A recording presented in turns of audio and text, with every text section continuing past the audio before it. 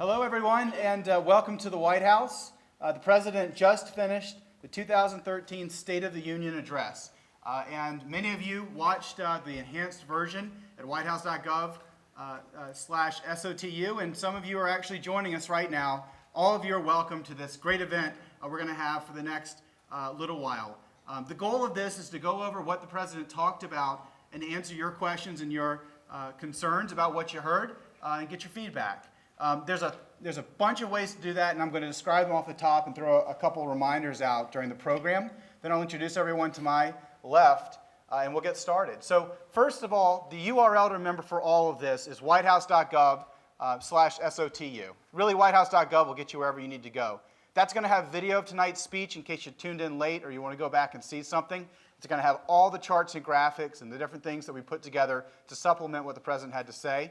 It'll have the transcript of the speech. And much more. It'll also have a schedule of events that we have coming up this week, including a Google Hangout with President Obama on Thursday. Second thing that's there that we're really excited about is the citizen response tool. That's going to be published momentarily, and you'll be able to go through the speech line by line, pick a sentence that spoke to you and tell the President why, and then share a link to that specific line on your social networks. We're really excited to see what you have to say about that, and we're going to be putting together a report for senior White House staff and the President to review. So please check that out. It's called Citizen Response. And then finally, we have this event.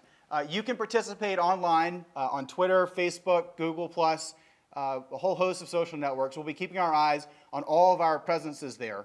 Use the hashtag WHChat, which is the one we'll be looking at for questions, and we'll be pulling those in throughout the event. But before I start taking questions, let me explain who these folks here are to the left, and then we'll introduce the audience as well. So let's start on the end with Roberto Rodriguez. Why don't you give a little bit about your background here at the White House and the areas that you focus on? Sure, Macon. Hi, everyone. My name is Roberto Rodriguez. I'm the Special Assistant to the President for Education. Here at the Domestic Policy Council, we focus on providing every student a great education from cradle all the way through career. Great. Thank you. Our next panelist is Heather Zekel. Heather? Thanks. My name is Heather Zekel, Deputy Assistant to the President for Energy and Climate Policy. I handle coordination of the President's broader all-of-the-above energy strategy and focus on finding new ways to reduce greenhouse gas emissions. Great. And then our next guest, Felicia? Good evening, everyone. My name is Felicia Escobar. I am the Senior Policy Director for Immigration here at the Domestic Policy Council, and I'm working with a team of people at the White House and across the administration on the President's agenda to fix our broken immigration system. Okay. Brian? Hi, I'm Brian Deese. I'm the Deputy Director of the National Economic Council, and I do economic policy. How many of these do you think you've done before? This is number 5. Number 5. Okay. All right. Sarah? I can't claim number 5 of these, but I am Sarah Bianchi. I'm a Deputy Assistant to the President and coordinate policy for the Vice President, and most specifically and most recently, that means coordinating our response to gun violence. Great. And finally, Josh? Good evening, everybody. My name is Josh Earnest. I'm the Principal Deputy Press Secretary at the White House, and I mostly answer questions about what all these people are doing up here. So Josh is also really good at sort of giving an overview, and I've asked him just to do a quick recap on everything that you saw. I know all of you watched the whole thing, but for those of you that are just tuning in, if you could go through and just hit the highlights, and then we'll dive right into our first question. I'll do that, Macon. Thank you. The President's goal tonight was to lay out his plan to create jobs and strengthen the middle class in America. This is something the President's been focused on since he entered public life. The President has long believed that our economy and our country is not strong unless we have a strong and growing and thriving middle class. The President posed 3 specific questions that the country needed to answer to accomplish this goal of having a strong and thriving middle class. The first, how do we attract jobs, good paying jobs to America? What do we do to make sure that American workers have the skills they need to compete for and fill those jobs? And finally, how can we make sure that hard work actually leads to economic opportunity? The President laid out some specific ideas in the areas of manufacturing policy, in the area of infrastructure, investing in our infrastructure, something that would create jobs right away, but also lay a new foundation for our long-term economic strength. The President also talked about education and the need to make sure that the youngest Americans, children, have access to universal pre-kindergarten, that early educational opportunity is a way to ensure that economic opportunity follows and is available to all Americans. And finally, the President talked about the importance of investing in clean energy, not just because of the important impact it would have on our planet, but also because of the important impact it would have on our economy here at home. The President also talked about the need for a balanced approach to dealing with our deficit challenges. This means that we can't just cut our way to prosperity, but rather what we need to do is we need to pursue an approach that would allow us to enjoy some savings from entitlement programs that would actually strengthen those programs over the long term, make some strategic but difficult decisions to make additional cuts to government spending. But in addition to doing those things, we also need to ask those wealthiest Americans, those Americans that are doing the best, to pay a little bit more so that we can share the burden of dealing with our deficit challenges. And finally and importantly, the President talked about political debate in this country. The President acknowledged that it's very important for us to have a vigorous, robust debate in Washington, D.C. There's no disagreement about the fact that we have one. That's good for our democracy. It wouldn't be good if we all just came to Washington, D.C. and everybody sat down in Congress and decided to agree with one another. Instead, it's important for us to have debates. These are tough issues that we're dealing with. But what the President believed was most important is while we have those debates, it's important that we don't allow those debates to serve as an excuse not to capitalize on common ground that exists. That the American people put their leaders here in Washington, D.C., not to just engage in endless debates, but actually to take action. And so we need to identify common ground and take action. That's what the President laid out today, were some ideas where he believed that we should be able to find some common ground in this country, and Democrats and Republicans can work together in the best interest of the country, in the best interest of the middle class, and in the best interest of our economy. Great. Thank you. And before we get to our first question, let me show everybody, if we can get the cut shot here, everybody watching online, everyone who's joining us here for the White House Social, give yourself a round of applause. Let's get some energy. And also introduce my co-host, my colleague, Caitlin Sabacek. Caitlin, hello. Hello. So Caitlin's going to be getting questions from all of you, so be thinking about it. I'll kick the first one off from online, and then just raise your hand, and Caitlin will come grab you, and we'll just go back and forth throughout the evening. So the first one is actually one that I think a lot of people, actually I'd love to hear more about myself, dealing with energy and climate. This Energy Security Trust. Jason, HYE, Jason High, tweeted at us using the hashtag WHChat. What is an Energy Security Trust? What are any more detail on how we're going to get our cars off of oil, and how does that work? Great. Well, thank you, and thanks, Jason, for your question. Since the very first days of the administration, the President's been focused on an all-of-the-above energy strategy. And one core component of that is how do we reduce the amount of oil that we're using in our transportation fleet. Because of the efforts that he's taken, we are ultimately going to double the efficiency of our cars and trucks out to 54.5 miles per gallon by 2025, something we're really excited about. But we also know that in order to achieve those broader goals and to continue to utilize additional advanced technologies, we need to continue to fund research and development in these areas. So building off of what one of the core themes the President talked about tonight, the notion that we want to build on the best ideas from Democrats and Republicans, a bipartisan concept with the endorsement of many military officials from the SAFE organization was to create this trust fund, knowing that we already develop our oil and gas resources here domestically, but that development also provides a revenue stream. So we're going to take $2 billion of that revenue, set it aside specifically to do ongoing research and development to make sure that our cars and trucks are running more efficiently, that we're electrifying them, that we're using homegrown biofuels, and we're looking at other alternative fuels to further cut dependence on foreign oil and ultimately save consumers money. Great. Thank you. Caitlin, do you want to pick our first question? All right, so who's got a question? If you could just say your name and where you're from before you ask a question. Hi, my name is Kenzie Green, and I'm from Northampton, Massachusetts. I'm the National Communications Director for the College Dems of America, and we all across the country worked really hard to ensure the president's re-election this year. And I want to say hearing a speech like this is just such validation that we really elected the right man for the job. So I want to know, how can we young Americans stay engaged with the administration and ensure that these policy plans become a reality?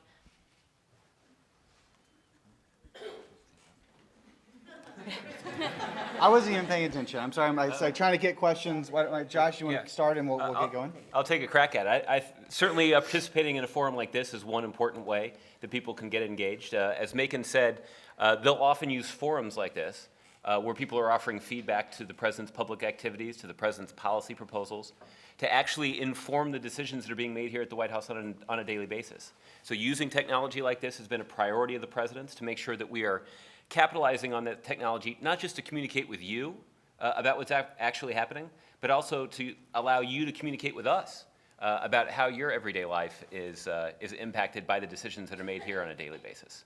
So, certainly taking advantage of these kinds of opportunities is one important way for you to stay engaged and influence the debate. Oh, so I assume that whole question was really targeted at me. That's why I pointed at you. Yeah, I apologize. I'm not trying to pick questions as we go. I would just say a few other things. First, we approach our job thinking about three different things in the Office of Digital Strategy: how we actually can amplify the president, make sure that his message is getting out to the people that need to hear it, and certainly when we're focusing on certain areas, thinking about ways we can get to the people who are stakeholders in those issues. We figure out how we can create content that's accessible to people who aren't necessarily studying this all the time. We saw a lot of that with the Enhanced State of the Union, and we're always looking for feedback on how that can work. But we're also looking at how we can be a more open administration using technology. The final piece is looking at how we can create opportunities for people to be able to participate. And we've seen a wide range of this over the last 4 years. Everything from our We the People petition site, some of you may be familiar with, through hashtags that are actually really good at drawing the media's attention to a bunch of issues, whether that's efforts to reduce gun violence or avoiding a payroll tax cut or a whole host of different things. It's been really amazing to see how the government and the White House can actually play a convening role in bringing people from very different backgrounds together around issues that they have common ground in, and then actually use social media to direct them in different ways that can have a real impact here in Washington. So that's sort of a big picture answer, hopefully helpful. And I promise I'll pay more attention moving forward, trying to do two things at once. Macon, if I may, so I work on an issue, immigration reform, that has really, in the last 4 years, as a result of learning from young people who are involved in the immigration movement, the immigration reform movement, learned a lot about how to move this conversation forward. Young people who came here at a young age through no fault of their own, who are often called dreamers, strivers, people that want to, are already a part of the country. The president calls them Americans except in one way, on paper. We learned a lot from the stories that they are able to tell their neighbors, their friends on college campuses, their greater communities. That's really helped advance the issue that I work on and that I've been working on for many, many years. So I would just say that we learn a lot from you all as well, young people, as we think about how to move the debate forward on really tricky, tough issues, just by seeing you all use social media and also seeing you all share your personal stories. Okay. Wow, a lot of questions. So Caitlin, why don't you line up the next one, and I'll ask one here for Sarah, actually. This is from AAUW Policy on Twitter, who asked, how will the White House ensure bullying and harassment in schools are part of conversations about on gun violence moving forward? That's a great question, and it's a really important part of the debate. When we went about putting together the president's plan on gun violence, we had lots of cabinet secretaries involved, including the Secretary of Education, Arne Duncan, who is extremely committed to that issue. He wanted to make sure, and we talked to school officials around the country, we talked to mental health advocates around the country, we talked to a whole range of people on all aspects of this issue in putting together the plan. And we heard a lot, look, keeping our schools safe is not, it's not about, metal detectors and sort of safety features. It's about, good climates in schools. And so we have proposals in our plan that give resources to schools to help develop there's a lot of evidence-based work that's been done about schools who have tried certain strategies to put in place better climates and targeted the issues that is particularly challenges in their school, be it, different, each school has different challenges, whether it's gangs or drugs or gun or whatever it is, and kind of identifying and focusing on those challenges and having different steps. So what we have put forward a proposal in our budget to increase funding to help all schools do that. So you'll hear a lot more from Secretary Duncan, and Roberta can add to this too, because it's something in education they helped us a lot with at the Domestic Policy Council. But you'll hear a lot more from him as we put together model safe school plans that this is not only about having a response in a moment of a crisis, that's important too, but it's really about changing the culture of schools so that teachers know what to look for, what kind of kids are at risk, kids know themselves what kind of kids are at risk and know what to do. We think we need more mental health presence in the schools, so we just have a whole comprehensive strategy that gets very much to that issue. Very important. Great. Roberto, do you have anything to add? Yeah, I think you've heard what an important component this really is to the strategy that Sarah described. And I'd also would just point out that just 2 years ago, the President and the First Lady hosted here at the White House for the first time ever a summit on bullying prevention. And here in this room, in fact, we gathered with teachers, with parents, with students and young people who had been bullied, with counselors, with mental health workers, with community leaders to talk about this crisis that's really happening in our schools and throughout our community. I think the most important takeaway from that convening and from that day was the sense that we all have a shared responsibility here to make sure that every student in our schools feels safe, is able to feel supported, is able to learn, as Sarah said, in a supportive school culture. And we know that's directly related to their well-being mentally. We also know that that's directly related to their academic well-being and their happiness in school and in their communities. So, this has really been an issue that our administration has weighed in. We have now federal partners in bullying prevention that reaches across our government with the Departments of Health and Human Services and the Department of Education and other partners coming together to really develop a comprehensive response to bullying in our schools and in our communities. And it's a response that's, I think, been led and inspired by the number of stories that we've heard from around the country of young people who have been bullied or who have prevented bullying and encouraged a better climate in their schools and their communities. So it's something we want to continue to be engaged in, and we're going to continue to work toward. Okay, let's get this. This crowd seems ready to ask a question. All Wow. right. Okay. Good luck with that, Caitlin. Thank you. Hi, my name is Jill Carpenter, and my Twitter handles are @PTSDinfo and @JCarpenterClicks. The President spoke a lot about progress that's been made, and there has been a lot of progress made, but there's some areas where progress hasn't been made. And my question relates to how, as a nation, can we become more effective in treating mental illness and suicide prevention? The head of the Massachusetts VA has said that by the time you call our suicide hotline, we have failed. Yeah. Currently the primary treatment for depression works less than half the time. And people commit suicide because they lose hope, basically. Walter Reed is about to start a trial where they're going to test some new technology that gets people on the best meds faster and has 2 to 3 times better outcomes than current best practices. How do we get that information out to those people? How do we give people hope that the soldiers who are coming home, that they're going to be well taken care of and that their mental health will be just as important as their physical health? Great. Thank you. So I think there's 2 parts to that. I think the mental health and then perhaps some on focus on the military. But Sarah, if you want to talk a little bit about. Sure, it's an unbelievably important issue, and I had the honor to serve in the Clinton-Gore White House and participated in 1999 on a White House conference on mental health, and it is unbelievable coming back to it this many years later. Progress has been made in terms of people's awareness, but not as fast as it should be. And it is something that this administration has taken very seriously since day one. One of the most important things, in my view, that we will do for mental health in this country is the Affordable Care Act.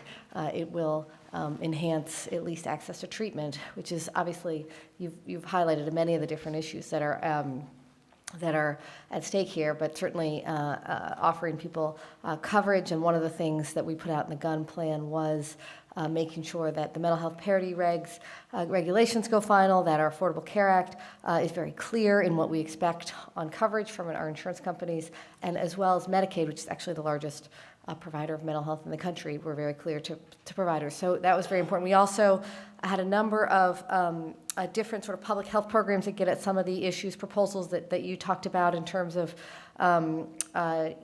more mental health counselors, more awareness in schools, just sort of, there's a promising kind of thing of just, it's sort of a mental health first aid, in that, you don't have to teach every teacher to know exactly, they're not going to be a mental health expert, but you can kind of teach sort of basic, just like we all get taught first aid and sort of basic CPR, like sort of what's basic things to look for and signs and who you're supposed to call and all that kind of stuff. And then one thing I'm very excited about is Secretary Sebelius and Secretary Duncan are going to be launching a mental health dialogue in the coming weeks to really spread awareness, to know what to look for in our in our friends and our communities and our teachers. And we're going to be asking a lot of different private sector commitments. We'd like to involve young people as well, and the online community, and really everybody, because we know 16 to 25-year-olds, that's the most common age when you get a mental health instance arises. It's not a time in life when people are great at finding people to seek treatment, so we need to kind of bridge that gap a little bit, and we're going to try to do that and a whole host of other things. But I appreciate the question. It's an unbelievably important question, and it's something we're super focused on here at the White House. I'll just add briefly to that. My mom is actually a psychologist, and this is a question that she asks of me quite a bit, so I'm sure she'd be heartened by your answer. I will. I always do. As she can attest, as she's probably watching. But on veterans, the one thing I did wanted to say is that was actually one of the heartening things that I did see during the speech, is one of the moments in which both sides of the room did appear to stand up and applaud the president was when he talked about caring for our veterans when they return home. This is obviously something that's been a big priority of the First Ladies and Dr. Biden's. This is something that is at the top of their agenda. This is also one of the reasons that it's so important what the president has done in terms of ending the war in Iraq and bringing our troops home from Afghanistan. There's no question that repeated deployments have taken a real toll on the best that our country has to offer and their families. And that certainly is another benefit of doing that. And the last thing I'll say is that the president, as you've all have seen, has nominated Senator Hagel to be the next Secretary of Defense. Secretary Hagel, when he's confirmed, will be the first person of enlisted rank to serve as a Secretary of Defense. So this is somebody who served in Vietnam, who has 2 Purple Hearts. He is somebody who firsthand is aware of the strain of serving this country on the battlefield. And I know that the president has already talked to him, and the one thing that they agree on is that caring for our veterans when they return home is a top priority, including making sure they're getting access to the mental health care they may need when they return home. So I wanted to just give you guys a quick update. I'm checking my email while this is happening, and Twitter, just because I know a lot of you are tweeting as I talk right now, and a lot of you joining us are tweeting. Just some top line stats. We saw 1.1 million hashtag SOTU related tweets tonight. The same time period last year, it was 645,000. So we're seeing a lot more people talking about this. The most tweeted State of the Union moment, middle class opportunity, and the minimum wage. Yeah, and I heard a lot of people react to that when I was in the room here, and it sounds like a lot of people online did. So I want to have a question on that for Brian. The second most tweeted State of the Union moment, a call for a vote on gun legislation. I'm sure that's something Sarah in particular is excited to hear. But we're talking 24,000 tweets a minute on that, which is kind of cool. But there are a lot of questions that we're getting on minimum wage. Let me just give you 2 of them. First comes from Facebook, a guy named Jason Shattuck, who asks, my question would be, if the federal minimum wage is increased to $9 an hour, wouldn't that just make all the other costs go up? That's what happens every time the state minimum wage goes. And then the other question we're actually seeing a few are, has to do with sort of a larger point. why does the president keep talking about the middle class when it's really the lower class that's struggling more? Can you talk a little bit about the elements of the speech that apply to both groups there? Sure. Obviously, we're very excited about the minimum wage proposal in the speech tonight. For those of you who missed it, or any of you who were in the room who were asleep, the president tonight endorsed raising the federal minimum wage from its current level of $7.25 to $9 by 2015. If we achieve that goal, then we would actually recoup the lost purchasing power that we've seen, because every year the minimum wage stays constant and yet everything else gets more expensive, and it would get back to where it was when President Reagan took office in 1981. We think that's a reasonable goal. It's the right thing to do, and it's also the right thing to do for the economy. And that goes to the first question, which is we often get questions about, don't you have a problem where if you raise the minimum wage, you're actually going to hurt employers? This is a place where we actually have a lot of really good, solid economic evidence and a lot of natural experiments, because we've seen in states, some states have raised the minimum wage and others haven't, and you can assess what happens.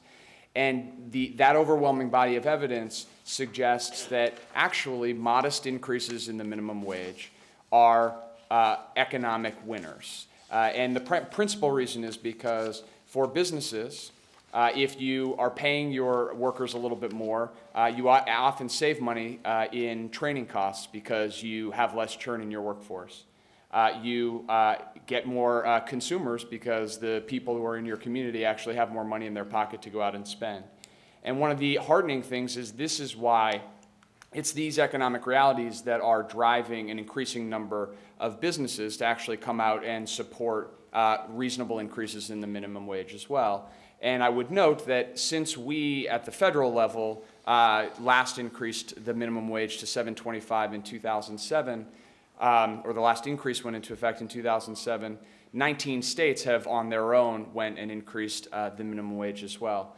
So this is one of those places where we have an opportunity to do right by tens of millions of people who are out there working hard every day, and also do something that could be good for the economy as well. And I think that goes to the second question, which is, how do we put in place policies that actually give everybody a reasonable shot to make it into the middle class if they're willing to work hard and be responsible?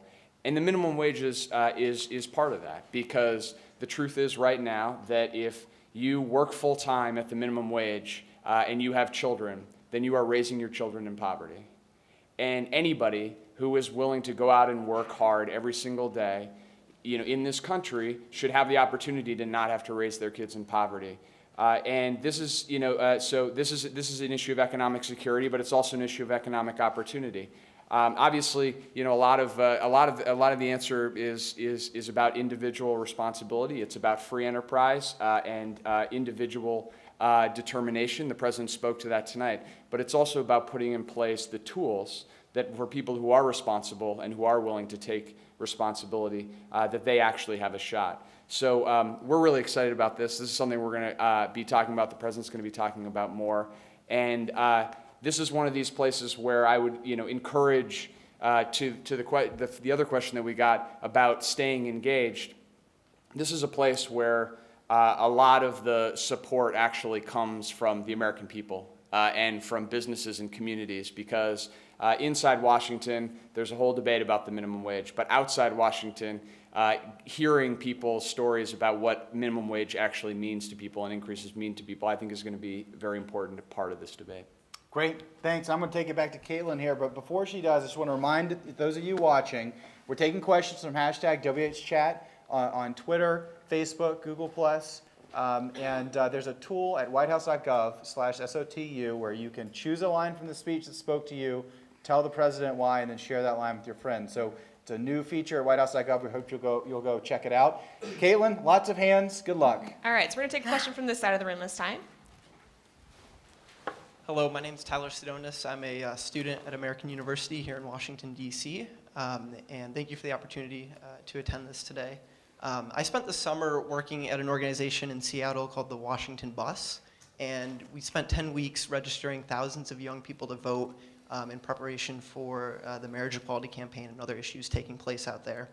And during my experience, I saw firsthand a lot of young people who wanted to participate in the political process but weren't able to because of things like missing a deadline, or I know in a lot of other states a big issue is voter ID laws. So I was very happy to see the president mention today that he is proposing a nonpartisan commission to make the voting experience a little bit easier.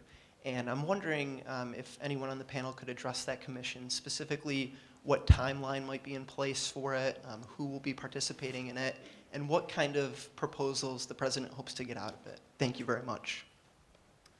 Thank you for your question. It's a good one, and it's something that the president early on in his career in politics actually organized a voter registration drive himself during the, I believe it was the Clinton campaign in 1996. That he was very instrumental in trying to register voters. So this is something that he doesn't just care about because he has spent a lot of time asking for votes the last few years, but also because he's actually spent a lot of time trying to organize efforts to encourage people to register, get involved in the process, and actually cast a vote.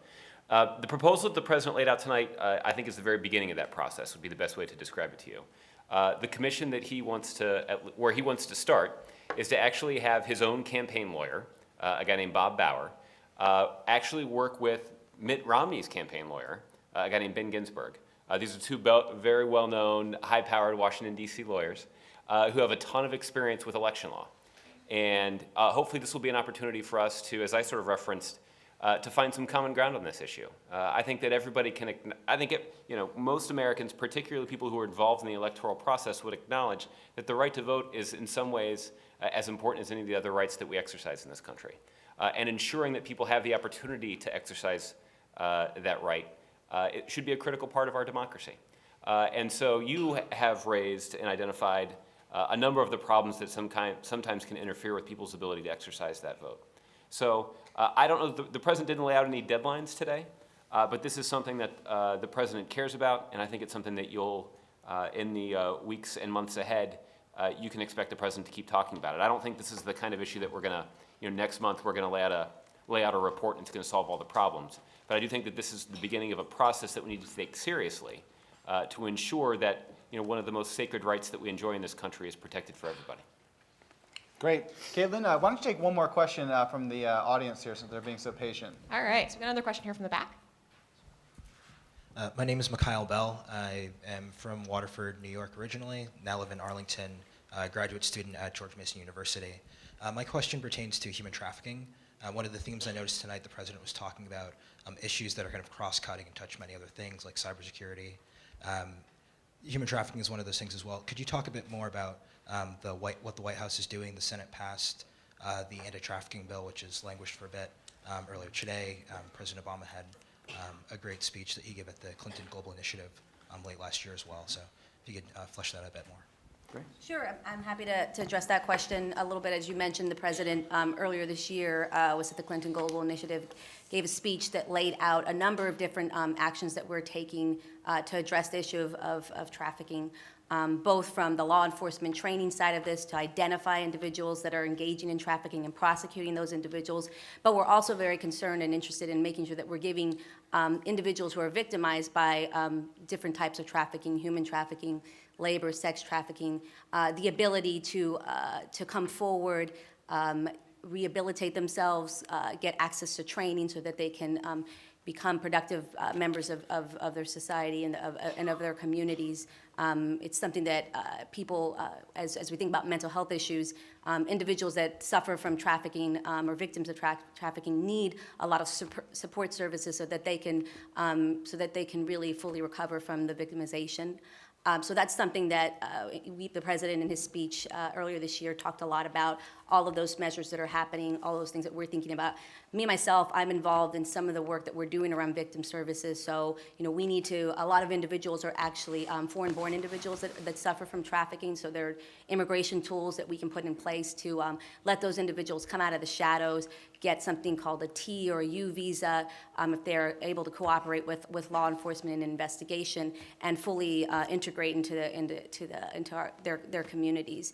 There's also a federal action plan that we are developing right now across the administration collaboration with, anywhere from the Department of Education, Department of Labor, Health and Human Services, Department of Homeland Security, and others, to think through a federal strategic action plan that we can put in place to serve victims better and to better learn from the examples of what states and localities are doing. There's some really great work going on all over the country, whether it's Los Angeles, Houston, New York, Miami, models that we think we can replicate in other communities where there are a number of trafficking victims, and we want to both prosecute those folks that are engaged in this type of activity, but we also want to serve the victims who are victimized by those individuals. And I would also just say, with respect to our immigration reform agenda that the president laid out just a few days ago in Las Vegas, there are also a number of different measures that we want to put in place to give federal prosecutors more tools to go after people who are engaging in human smuggling and trafficking and also victimizing immigrants. Okay, thank you. Let's take one more question from Facebook. We'll take one from out here in a second. I know it's it's intimidating me up here. So Roberta, this one's for you. It comes from Michelle Fitz. Also, why universal pre-K? Seems to me it gets harder much further down the line. How about free college for taxpayers at state schools and community colleges? How about the last 2 years of high school being vocationally or college prep based? So can you put tonight's policy in that context? Well, thanks, Michelle, for the question. Certainly, greater college access and a retooling of our high school experience is also needed too. But let me start with the question at hand, which is the big proposal that the president laid out of providing a new federal-state partnership that would provide access to preschool for all students. The president's message tonight was really about a strong middle class. And it's the goal of the policies that he laid out in this speech, but a strong middle class is also the engine really to drive our American economy forward and to drive individual opportunity to achieve the American dream. And for so many of our families, that access to the middle class really begins with a solid and strong education.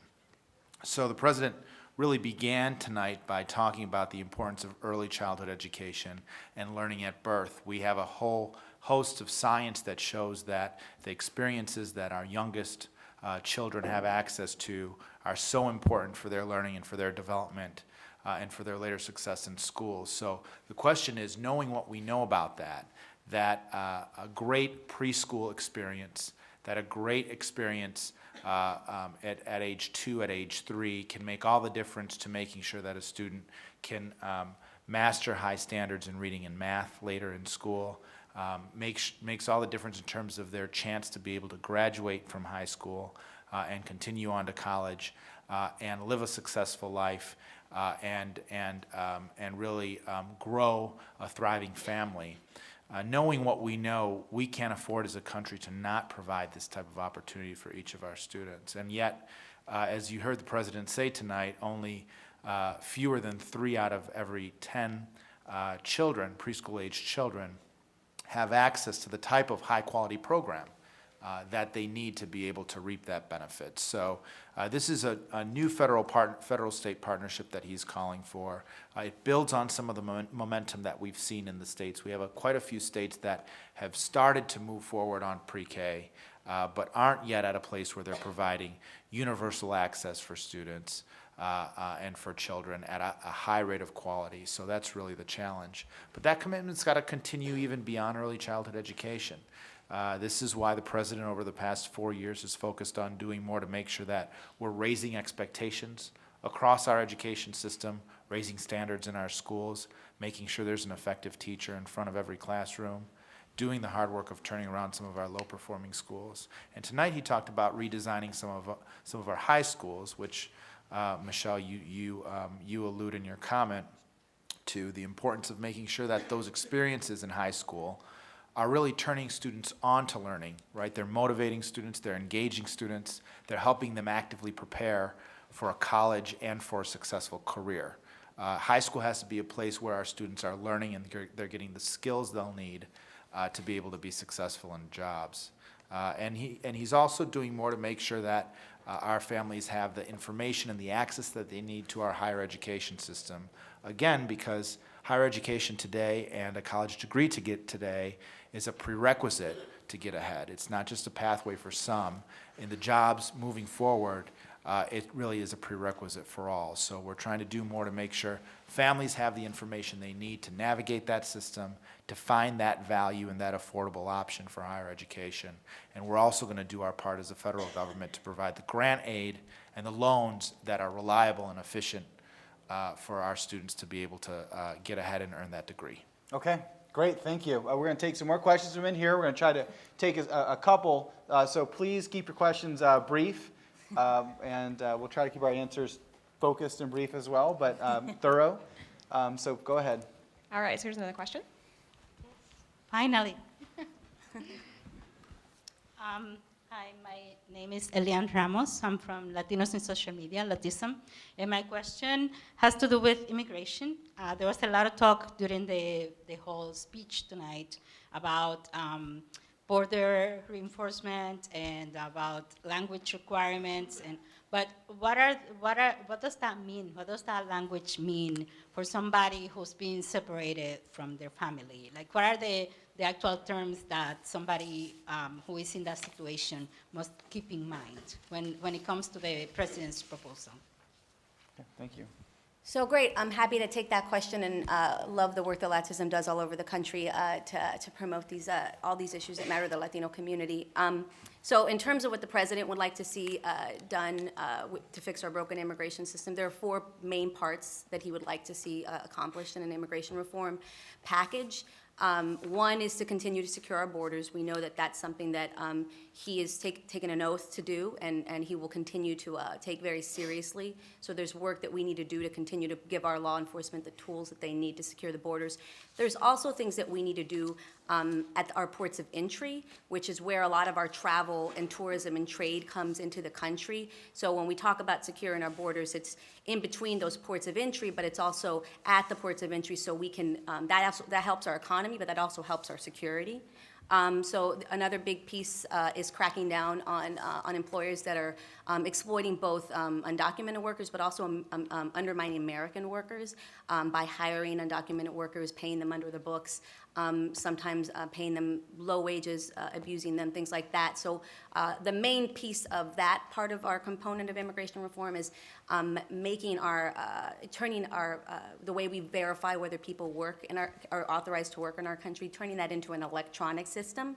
There is a program called E-Verify that we've been that is a voluntary system right now, and we're going to make that mandatory. It's going to be phased in over 5 years, so it will give employers the opportunity to really understand what that means. It'll be phased in, and also be thinking about small businesses kind of at the tail end of that program being phased in over time, so that they can get the tools that they need to be equipped to best use it. But we really think that we need to turn to an electronic-based system, not a 19th, 20th century paper-based verification system. A big component of the president's proposal is also creating a pathway to earn citizenship for the 11 million undocumented people in our country right now. So he talked about that a lot in Las Vegas just a few days ago, and what he means by that is creating a real path for folks. No gimmicks around creating a path, but as long as people can demonstrate that they were in the country, that they're attempting to pay their taxes, that they want to learn English, that they haven't broken any other criminal laws, that they will be able to earn their path to citizenship. They'll have a temporary provisional status for a period of time, and then eventually be able to earn their green card once they get in the back of the line behind people who are waiting outside the country to come in here legally. They'll be able to get their green card, and then eventually citizenship. Under our current laws, you have to wait 5 years before you can become a citizen, so we would do that. And then the fourth big piece of immigration reform is streamlining the legal immigration system, so we can reunite families more quickly. Families wait sometimes because of outdated per country and annual caps, can wait years and years to reunite with their family members. So we care about fixing fixing the broken immigration system for families, also for employers and for individuals that want to contribute to our economy. So young people who are studying in our colleges and universities from outside the country, who want to stay here, create jobs, create businesses. We want to create a number of different reforms to the system that will address the legal immigration system as well. Okay, Caitlin? All right, let's get another question from this side of the room.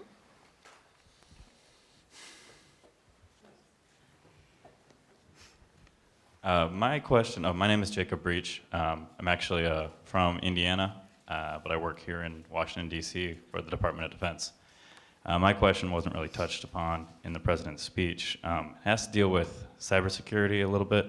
I understand that our own forces like Cybercom can't even fill the ranks that they need to protect this country, but pardon me, but yet we still have an issue with arresting some of these people like Aaron Swartz, who, killed himself the other day because of our outdated legal system. How can we reform our legal system in order to, recruit some of these people to work on our side rather than work against the system? Well, yeah, I can. I'm certainly not an expert in this by any means, but the president did talk tonight about his intention to sign an executive order about cybersecurity. This is something that they have been debating in Congress for quite some time now, is trying to find some bipartisan ground around a very complicated policy issue, which is trying to figure out an appropriate way to respect the privacy of private enterprise, while at the same time making sure that that the government has the resources and the information it needs to protect the country from cyber attacks. And there have been some high-profile incidents lately of private businesses and also certain government agencies being subjected to some pretty serious cyber attacks from other countries. So this is something that that the president will be talking about a little bit more. His executive order to act unilaterally to try to impose some order and some rules to codify a mode of dealing with these challenges is not at all a substitute for congressional action. That what Congress could do is take more far-reaching action to make sure that we have the kinds of rules in place to protect the country and our infrastructure from cyber attack. This is, as you could tell from the way that the president talked about in the speech, this is a priority of his, certainly because of the impact it could have on our economy, but also because of the impact it could have on our national security. And I do anticipate that this is something that, while I'd be surprised if the word cybersecurity had been mentioned in any previous State of the Union address, I would venture to guess that every future State of the Union address from here on out will be talking about this issue. Great. Caitlin, maybe one more? Backyard. Hi, I'm Amisha Sampat with Immigration Equality. One of the notable differences between the immigration plans released by the President and the Senate was the inclusion of LGBT families. Does the President plan to actively engage Congress throughout the legislative process in order to ensure those families' inclusion? Thanks. Great, thank you for your question and for all your advocacy on this issue over the years. This is something that is, as you point out, different than what was in the Senate bipartisan principles in our framework, something the President believes in very strongly, that same-sex families should be treated the same way that other families are treated in our immigration law system. So, we are already engaging pretty actively with members of Congress in both the House and Senate on all of the issues that he cares about in the immigration reform package.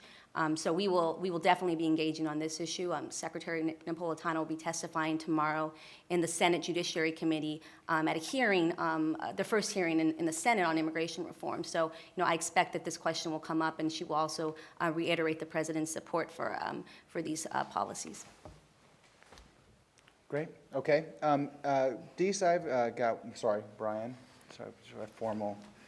Brian, I've got a question from you from the web that deals a little bit more economic issues from Gloria, who touched on something the President talked about at the beginning of the speech. How are you going to protect Social Security and Medicare in the face of a lot of the fiscal debates that are happening, and certainly with a lot of the long-term deficit issues that he described tonight? It's a good question. I know it's on a lot of people's minds, and part of the reason why the President spent a decent amount of time at the front end of the speech talking about deficit reduction was that while he made very clear that deficit reduction alone is not an economic strategy, and we have to have a theory of how we grow the economy and help create good middle-class jobs, all of the investments from education to energy to reducing gun violence, all of the priorities that we all think are important in that effort aren't going to be possible if we don't have a serious, credible plan to get our nation's finances in order. And so that's really important. And I think what you heard from the president tonight was a couple of pretty core principles. One, he is committed to finishing the task on deficit reduction. It's easy to lose sight of the fact because it seems like there is a constant crisis in Washington over these fiscal issues. It's easy to lose sight of the fact that we have made real progress. This president has signed into law $2.5 trillion in deficit reduction in just the last couple of years. Democrats and Republicans voted together to bring all of that deficit reduction to the president's desk. So that is real progress. The president is committed to finishing that task. That's number one. Number two, he believes, as strongly as I think he believes anything, that has to be done in a balanced way.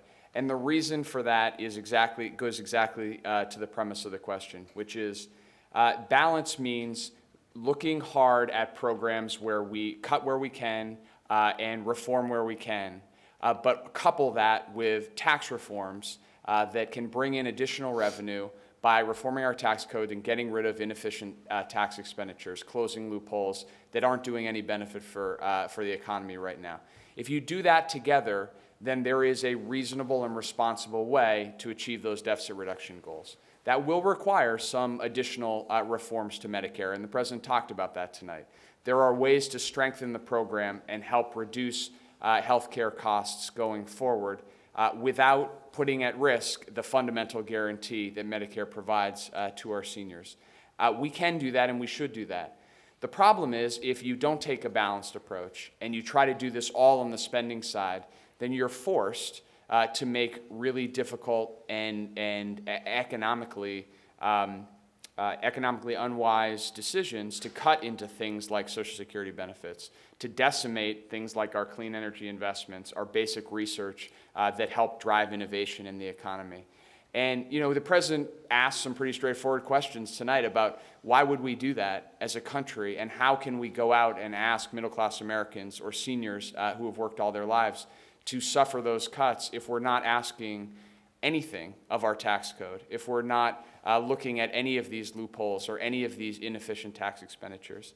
So I think the short answer to that question is there is a reasonable approach to deficit reduction that allows us to make these investments that we've all talked about tonight by coupling additional reforms in spending with additional revenue from tax reform. And that's the plan that the president has had on the table. And what should give you some optimism, even though we do feel like we're in constant crisis in Washington on this issue, is that that is the approach that the majority of Americans believe is the right way to go. And I think increasingly there's an understanding that if we're going to get this done, that's going to have to be the path that we take. Okay, great. I know we're getting a little bit late, so why don't we hand it back to Caitlin, take a few more from in here.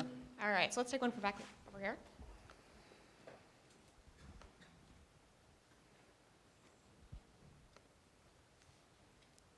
Hi, my name is Rajiv. I'm from California. Traveled a little ways to get here, but I'm glad I got a question in. So, the president outlined a number of areas in which we could have bipartisan agreement, and bipartisanship sort of seems to range on the side of merit tolerance, where one party barely finds itself able to swallow principles from the other party, you know, fundamentally alarming to their own interest, to a kind of empathy where one party is able to espouse the other party's views as their own. I was wondering for each of the folks here, on your own issues, where you're able to define a success for bipartisanship or bipartisan agreement, given the constraints of stalwarts or you know, a pressing time to get things done, and folks needing, like, you know, solutions on and off the Hill. Okay. That's so we'll do it. I guess that's like a lightning round. I mean, Josh can talk about the press office and find it. Yeah. We have some vigorous debates there too with the press.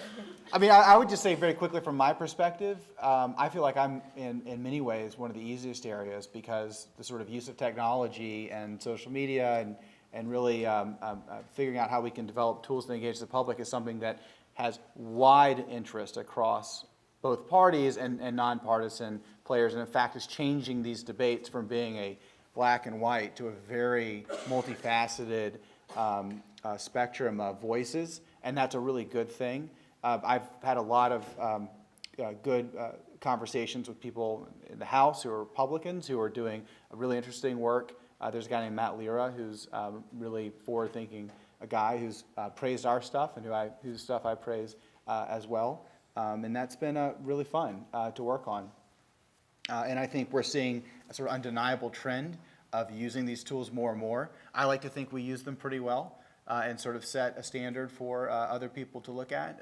But I also have learned quite a bit from how members of Congress and members of the Senate, or rather members of the House and members of the Senate on both parties are using these tools. So that's an area that we work together a lot on. Let me just say one thing before we get to this policy people, and this was one point that the president tried to make in his speech, which is certainly if you just watch cable television or if you just pick up the newspaper, you may be left with the impression that all you have is a bunch of people who disagree with each other on everything.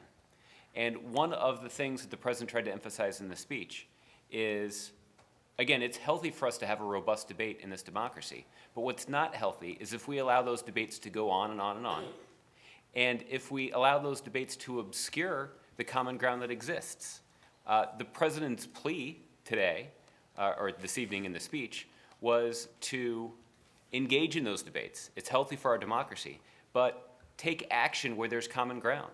And I think that each of the folks who are up here can cite specific examples of where there may be differences of opinion about certain aspects of the policy, but there is common ground to be seized. And by seizing on that common ground, we can actually make progress that's in the best interest of the country.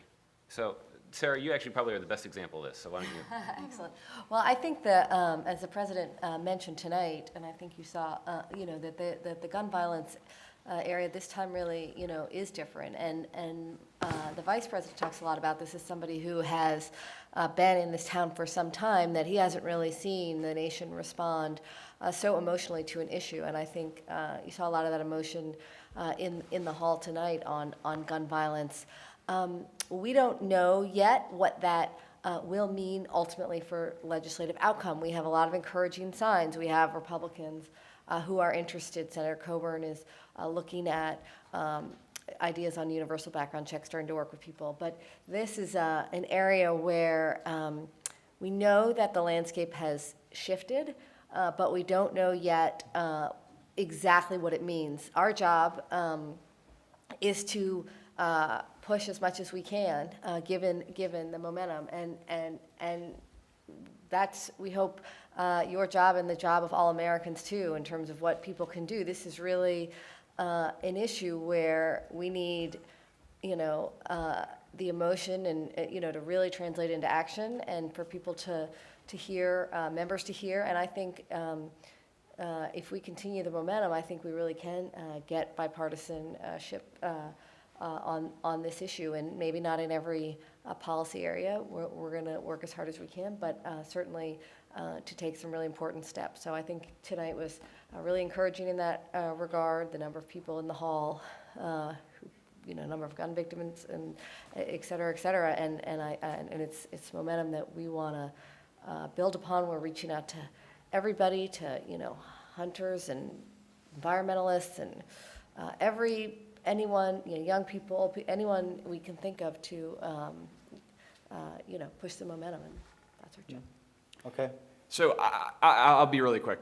You use the word empathy, and I like that because I think one of the most important things for people who work on policy is the ability to be able to put yourself in the position of the people you're trying to help.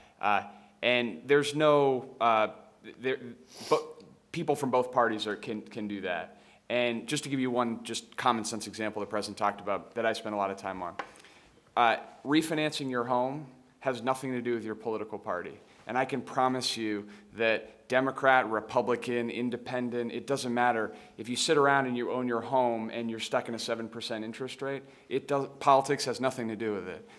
It has to do with, can you lower your monthly payments by a couple $100s?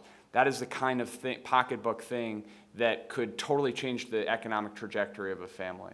And so I know Sarah likes refinancing because she's always refinancing her home.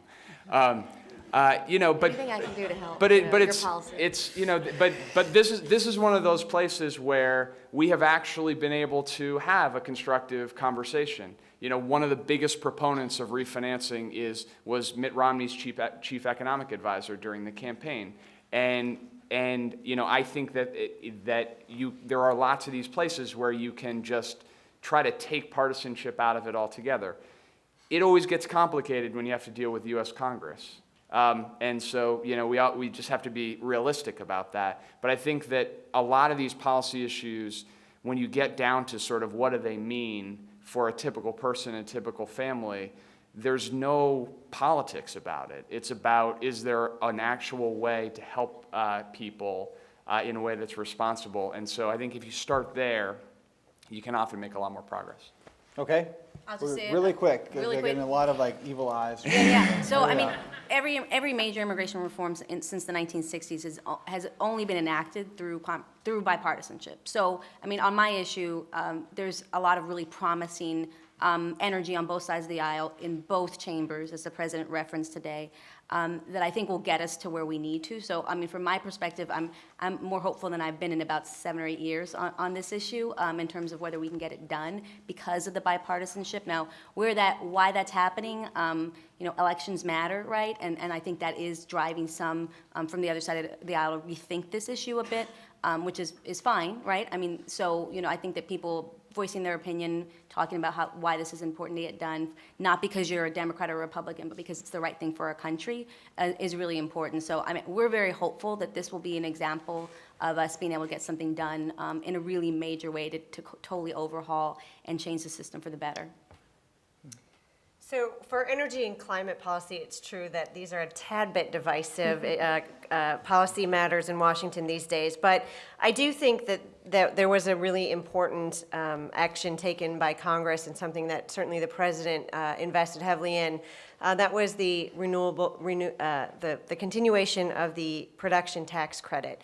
Not a lot of people actually know that Democrats and Republicans came together at the end of the year and did something pretty historic for the wind industry. And a few months ago, I was getting phone calls because the tax credit was going to expire. That meant that literally thousands of people were losing their jobs in the wind sector because there was no certainty and predictability from Congress.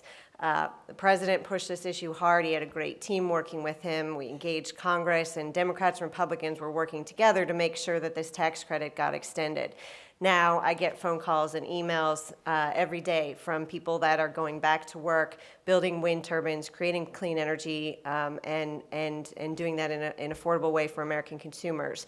So, you know, there are many opportunities to find those win-wins when we're thinking about energy policy, energy efficiency. Another area the president mentioned tonight is obviously another key opportunity.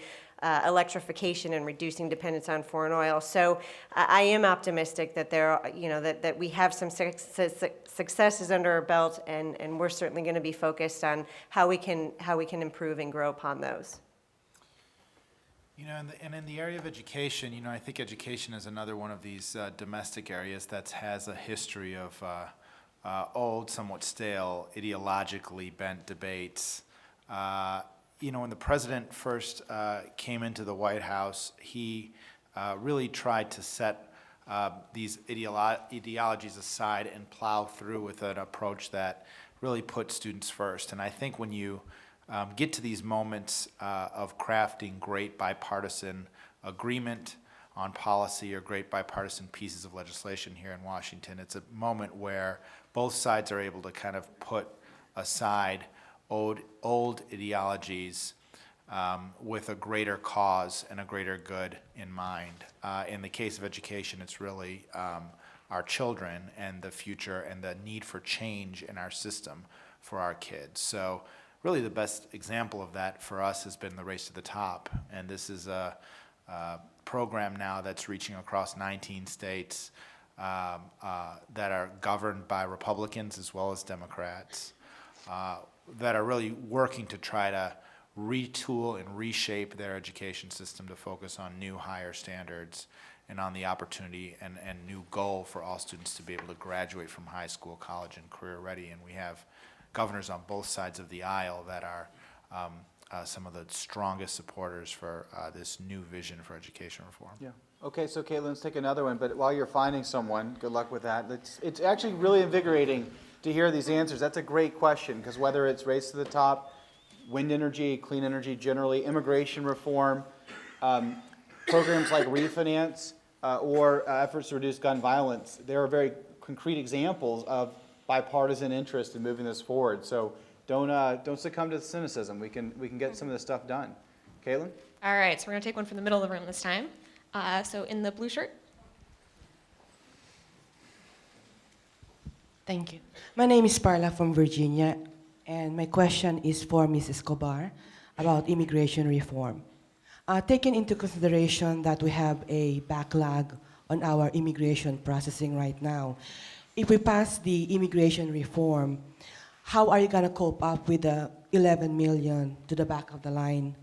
Do you have a system in place to cope with the demand? And do you have any resources? Sure. So I'm happy to take that question. So as I was talking about earlier, there's an important piece of immigration reform, streamlining the legal immigration system. Part of the reason why we have a backlog is not because our government agencies aren't willing and able to process immigration applications.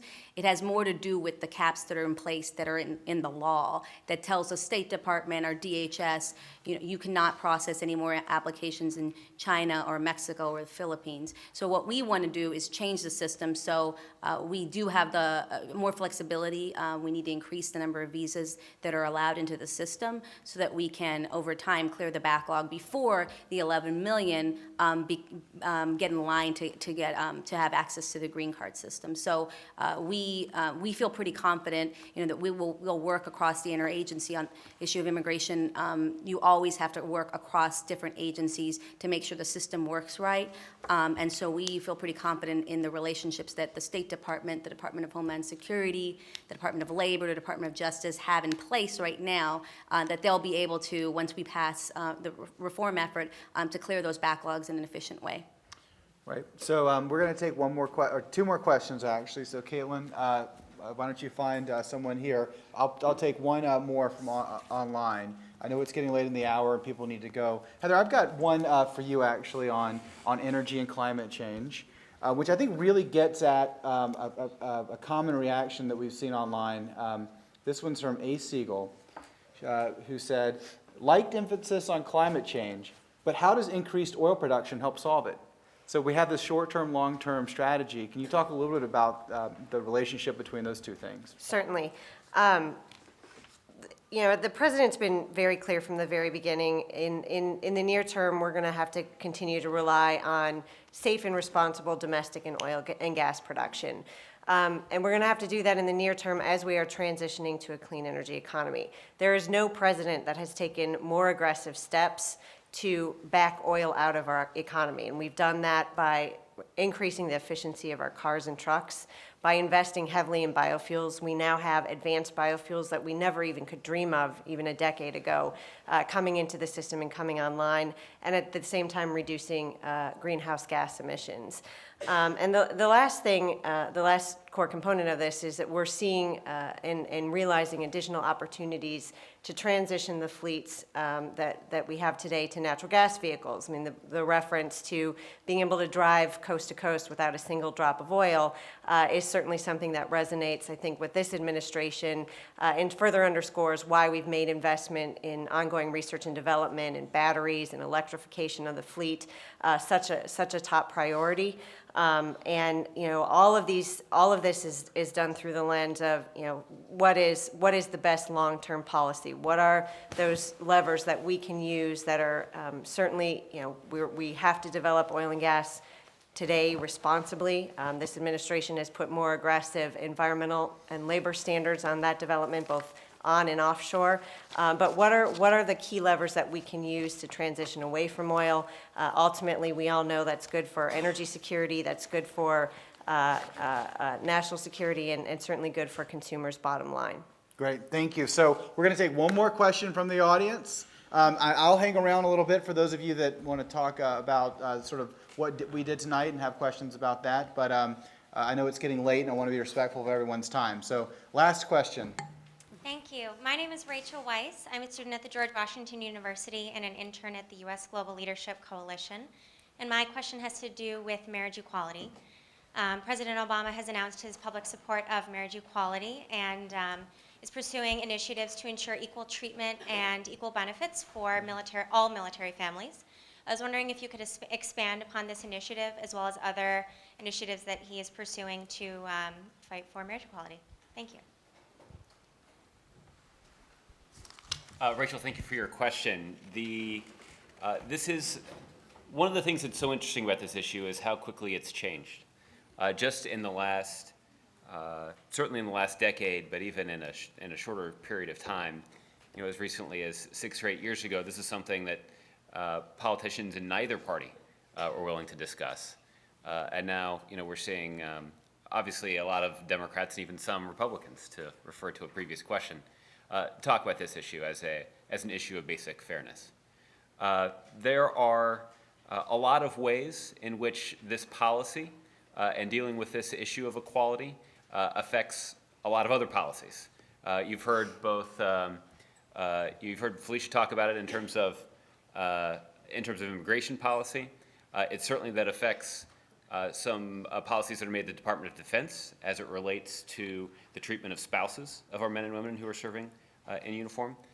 These are all efforts on the president's part and on the part of the administration to try to infuse this principle of fairness into a lot of the policy making that we're engaged in on a regular basis. The other place where we're seeing some movement on this issue is actually in the courts.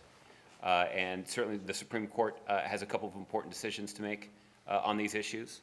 The administration, in at least one situation in terms of the Defense of Marriage Act, has taken a pretty clear position about what the administration's views are legally and how that is translated into a legal context in a way that also happens to reflect the president's own personal orientation on these views. So, my guess is, in terms of future movements on this that will be high profile, it'll actually be in the courts. And I think that will be something that will be closely watched, as I mentioned, certainly in the midst of this Supreme Court session. So thank you for your question. It's an excellent one. All right. So everyone, thank you for tuning in. I got an email just a minute ago that we still have around 60,000 people watching.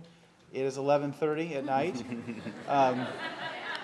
And 8:30 on the West Coast. But thank you so much, and have a great night. Thank you to everyone who came to join us in person. And we will see you again next year.